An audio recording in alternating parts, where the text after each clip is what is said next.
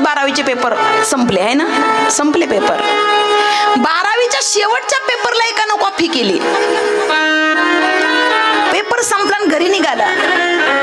त्याचा मित्र त्याला म्हणतो, ए वेडा आहेस का, पागलच का, कळतं का नाही, शेवटच्या पेपरला कुठं कॉफी करतात का म्हटले. आणि जर पकडला असतं तर पूर्ण वर्ष वायाला गेलं असतं.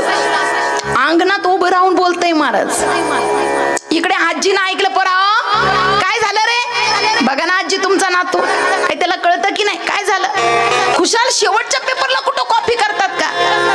आजीनं बांगड्या मागं केल्या महिला मंडळ आणि 2 मुस्कटा ठेवून दिल्या. म्हटले, मूर्खा, तुला जर कॉफीच प्यायची होती तर मला सांगायची, मी घरी बनवून दिली असते ना.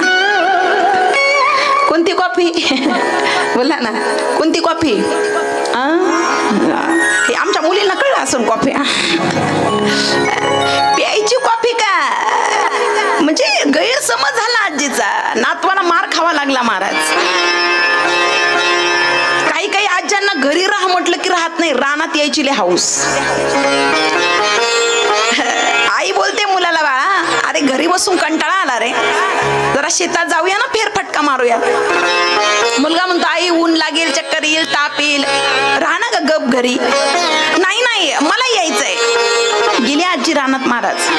दिवसभर शेतात गेली, ह्या बांधच्या त्या बांधला, त्या बांधच्या ह्या बांधला. काय काम आहे, काय राहिले, कारण घरी मग बडबड करायला पाहिजे ना, आहे ना. संध्याकाळी घरी आली, तिला थंडी वाजून आली. आता सुनेला सांगायची सोय नाही, कारण सुनेला आधीच सांगितलं होतं येऊ नको, पण ऐकलं नाही. मुलाची वाट पाहते महाराज. मुलगा आज लवकर घरी आला. अरे बाळा मला दवाखान्यात ने रे, फार थंडी वाजते.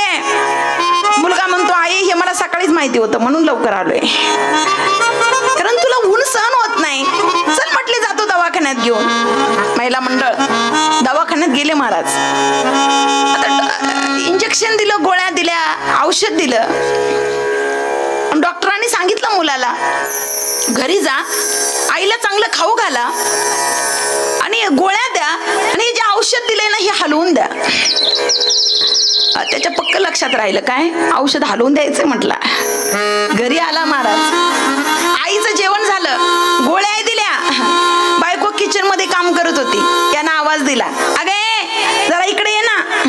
काय झालं, काय नाही, डॉक्टरांनी आईला हलवून औषध द्यायला सांगितलंय. तू धर डोकन, बी धरतो पाय.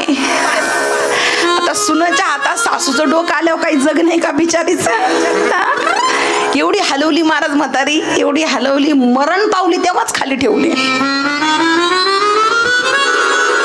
आता म्हातारी हलवायला सांगितली होती का औषध, सांगा ना, येतंय लक्षात तुमच्या. वाचार्थ आणि लक्षार्थ या दोन्ही गोष्टी घेणं गरजेचं आहे.